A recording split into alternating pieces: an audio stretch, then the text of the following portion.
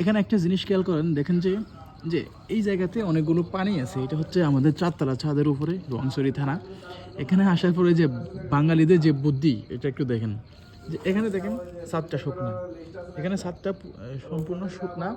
এই পাশটাতে দেখেন অনেকগুলো পানি আছে, প্রায় 4-5 ইঞ্চি মতো করে পানি আছে। ঠিক আছে, এটা হচ্ছে মূলত, এটা একটা বুদ্ধি যে যারা ছাদের নিচে বসবাস করে, এখানে অনেক বেশি গরম পড়ে। এই পাশটাতে, বিশেষ করে এই পাশটাতে অনেক বেশি গরম পড়ে।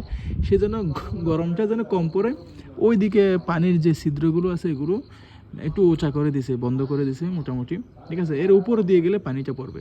ঠিক আছে, এখন পানিটা যদি থাকে তাহলে গরমটা একটু কম লাগবে। দেখেন, এই গরমটা কম লাগানোর জন্য পানিগুলো এখানে নিয়ন্ত্রণ করে রাখে। আর এইদিকে একটু ঠান্ডা থাকে, একটু গাছপালা বা সূর্যের অনুকূলে থাকে সেই জন্য। ঠিক আছে, এইদিকে শুকনা, এদিকে হচ্ছে পানি। পানি